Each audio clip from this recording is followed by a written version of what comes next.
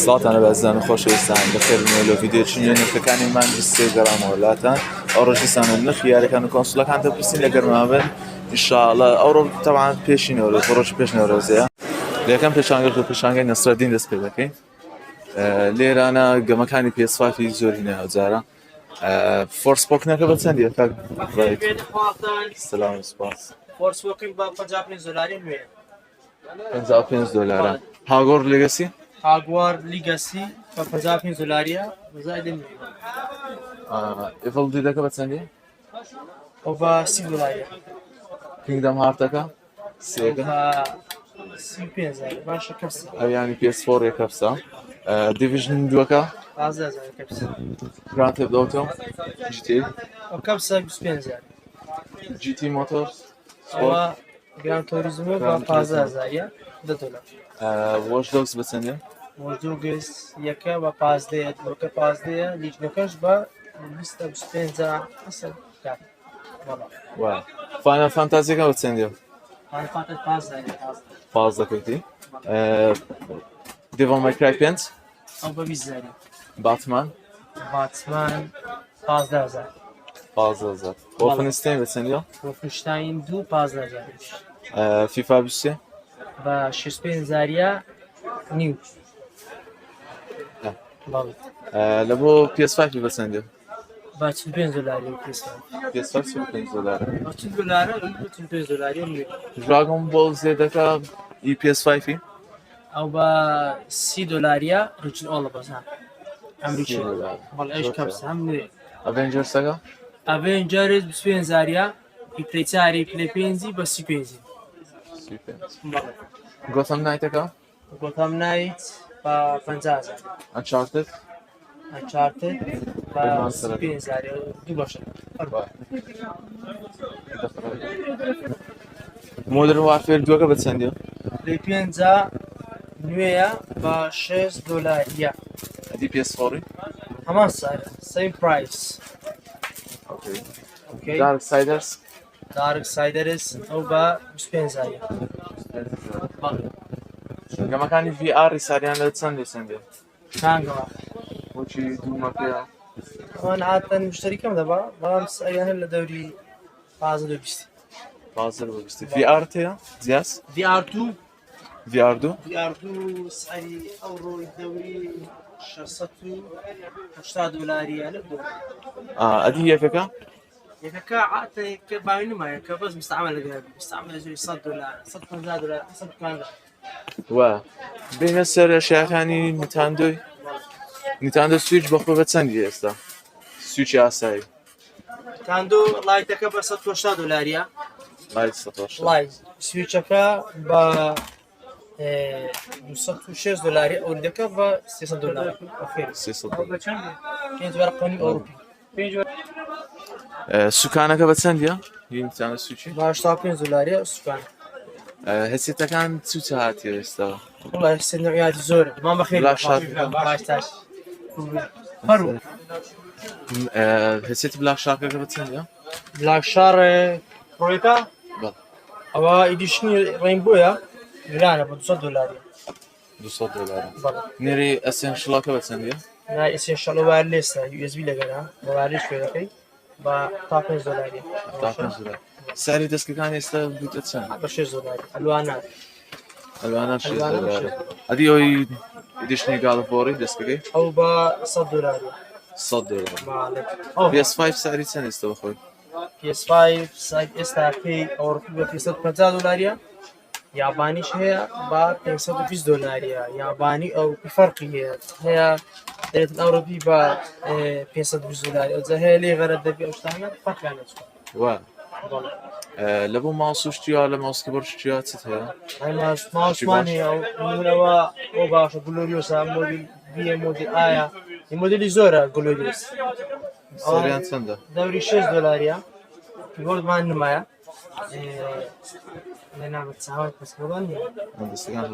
ئەو دەستکەی ئایفۆنی بە چەندی پلەیستێشنی ئەوە بە $100 باگوانەکەی گەمەکانی نیتاندۆ سویچی دەست پێ بکەین سارەکانی ئەگەر سۆنیکەکە سونيك بە 35 دلاری عادەتەن ماریۆکان ئەوانی نوێیە هەمووی بە 50 دلاری ماریۆکان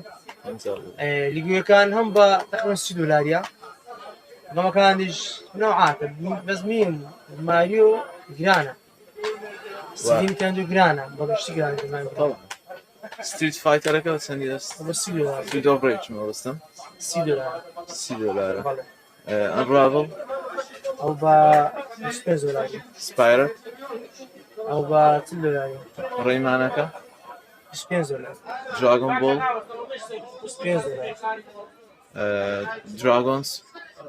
ئەو دراگۆنسا بە 30 دلاری 30 دلارە دەنکی کۆنگەکە بە چەندە ئەو دەستی دوو بە 55 زارە بێ 50 دەستی دوو زۆر باشە بەڵێ لێرانە ئەو دەستی دووە ئەوە دەستی دووە نیتەندۆ سویچ ئەوە سویچ. دەستی دووی بە 130 هزار 230,000 زۆر چاکە دەستەکانت خۆشی لە قسمەتدا ئێستا لە پێشانگای محەممەدینە لێرانە لەگە کاکە محەممەدی باش کاک محەممەد سەلامەدی ساری PS4 ئێوڕە چەندە پلی 4 سلیم ئەوروپی ئەوڕۆ بە 200 دلاریە ئەگە 100 دلارە دەبڕێن بە ساری دلاری ئەوڕۆ دەکە 310,000 سلیمەکەی نەکراوە فاتەکەی دەوری 225 زاری نەکراوە کراوە هەفۆن نەکراوەی بە 240,000 پڕۆیەکەی بە 240 دلاریە Xbox One S 500 گیگای 200,000 یەک تێڕای 220,000 فاتەکە بە 155,000 یەتی بێوارێتی بەوار 145,000 Xbox 360 لە ئەوروپی 140,000 مستعمە لێرە 100,000 زۆر چاکە بێنە سەر هێسێتەکان هێسێتەکان سارەکان هەسێتەکان ئەوانە ئەوەی کوماوشەکان بە 10,000 ڕایزەران ئەو نەوانە کراکنێسەکان 65,000 ئەو ڕایفۆن هەفتایە 55,000 ئەو بلا شارکە بە 50 دلاریە کلااودەکەش 75 دلار 75 دلار دەستکەکان سەریە دەستی پلی 5 بە 6 دلاری ئەوانە بە بۆ دووبارەکە بە 100 دلاری 100 دلارە ئەوانە Xbox سیریسی بە 58 دلاریە 50 دلار زۆر چاکە لەنگەیە بە 6,000 6,000 تاریش لەنگە بە 30,000 پلیستیشن 3 دواتە پلی سێ ناوەڵە ناتێ نییە بەس لە بازار عادەتەن بەخوی دووسێنەوە هەیە پلی سێ لە 55,000 تا 100,000 وای لە بۆ سوکانەکان سوکان و گۆڕەکان سوپانی گێرعادی ڤینۆی پێدەرێن بە 95 دلاریە لە Xbox One کۆنسۆلەکانی Xbox دەبی لە پلی تاریک لەبی بە 360 نابێت Xbox 360 و کەسکانەوە بە 45,000 ئەدی ڤینێوەکە چەندی ڤینۆیەکە گوتمان 95 دلار گێرعادیەکەی گێرتۆماتیکی بە 70,000 بەڵێ ئەری Xbox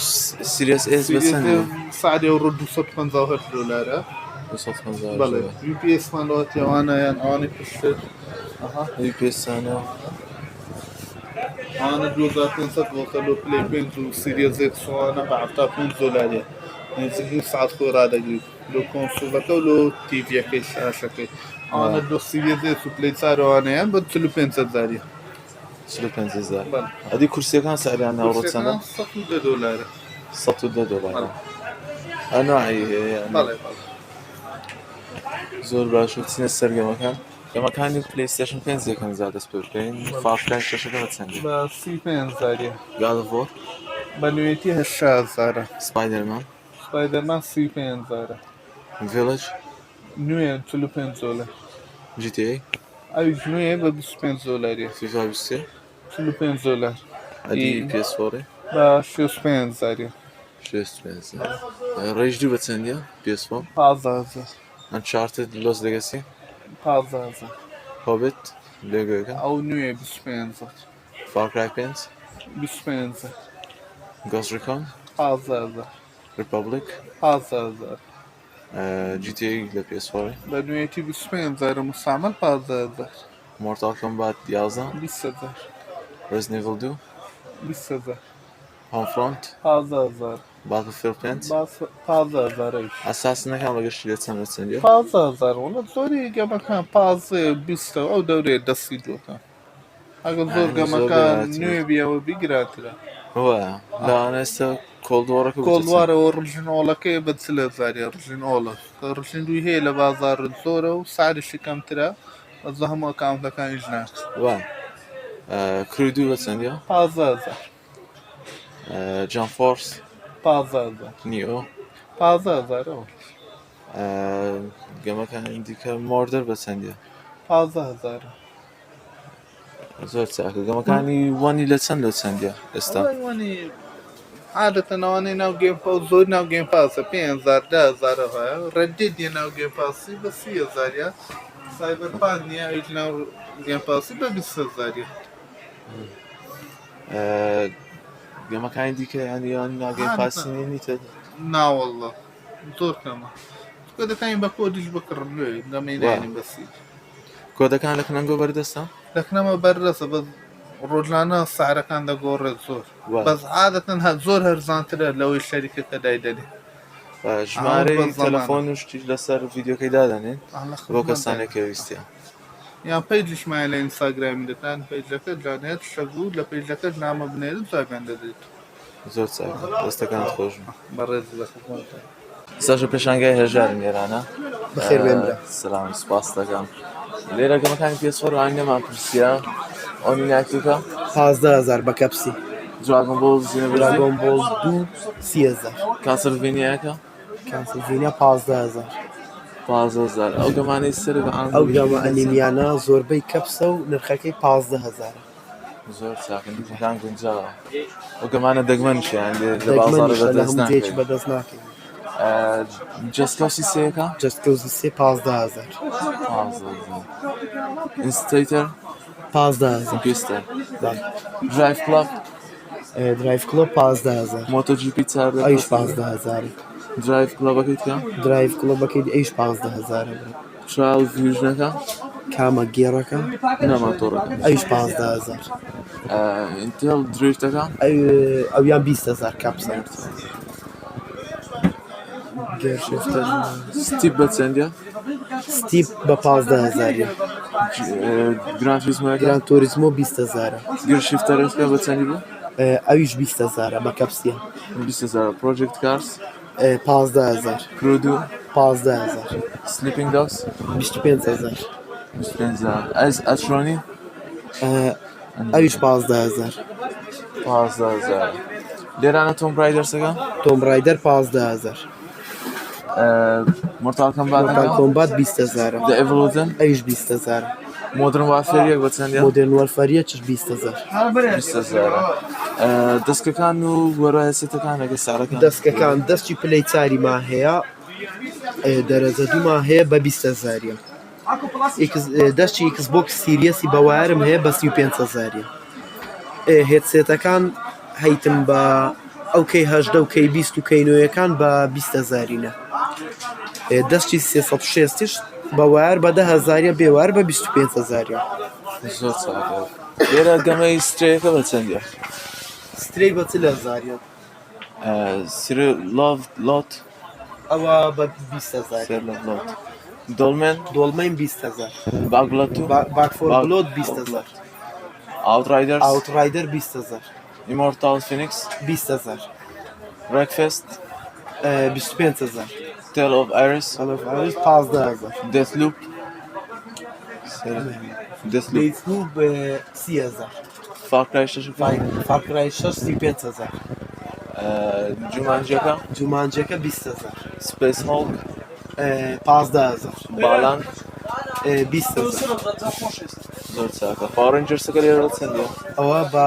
15,000 ئەدی ڤالهاڵە PS5 ڤالهاڵا بە 40,000 گاتفۆڵ گاتفۆڵ 30,000 میدن 22 25,000 NBA 22 20,000 20,000 God of War گاتۆڤار بە 65,000 65,000